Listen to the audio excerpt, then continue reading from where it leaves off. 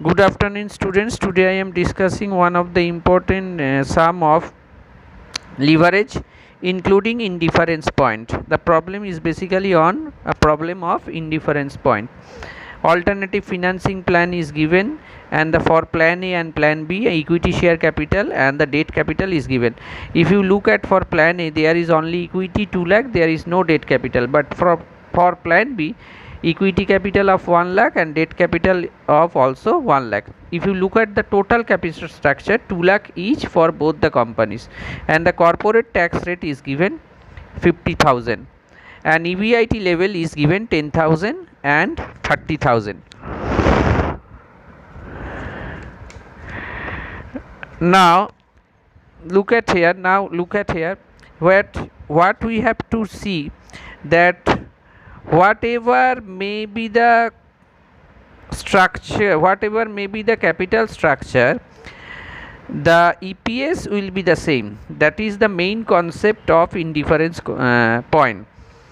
Indifference point actually indicating, again I am telling, whatever may be the combination of capital structure or condition of the capital, it may be of solely of equity, it may be a combination of equity and debt, it may be a combination of equity, debt and preference, it may be a combination of equity and preference, it may be a combination of, there may be several options, but you have to find out at what level of EBIT the EPS will be the same.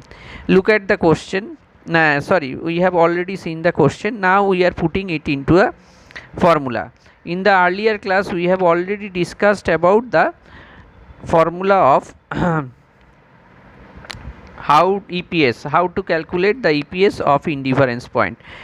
One is E by N, E1 minus T by N, another is E minus I into 1 minus tax by N. N is obviously the number of equity share capital, and in case of debt capital it will be 1 E minus I minus tax minus preference dividend. But here if you look at the first option, there is no question arising about the debt capital for financing plan A. That's why it is 0.5B. Why it is 0.5B? We can write, listen carefully students, E1 minus T, we have to calculate the E, that's why it kept as E.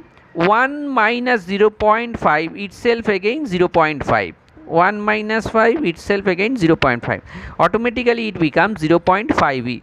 And if we look at the question, what was the number of equity shares? Number of equity share is actually 2000, equal to, what we know, both the equation will be the same one. In the next case it will be E minus 10,000. Why it is 10,000? That was 10% debt capital. 10% debt capital means 10,000. 10% debt capital means 10,000. Why? 10% on rupees 1 lakh into 1 minus T, ultimately it becomes 0.5. And in case of debt, in case of plan B, what is the number of equity shareholder? 1000. Now just we are doing the we have done the simultaneous equation and we have got the E. E is 20,000. What does it indicate? It actually indicating that, or we can verify whether the EPS is the same under plan A or plan B at EBIT level of 20,000. Once we have calculated the EBIT, then we can also counter check it. Look at here, plan A, just we are putting the value in the equation. In the earlier we have that formula, what was E? We have calculated 20,000 into 0.5 by 2000, rupees 5. In case of plan B, it is 20,000 minus 10,000, just putting the value into that formula, into 0.5 by 1000, rupees 5. What does it mean? You see that thus when the EBIT is 20,000, the EPS is rupees 5 under both plan A and B. Under both plan A and B. Look at the EPS. Both the plans have EBIT of rupees 5.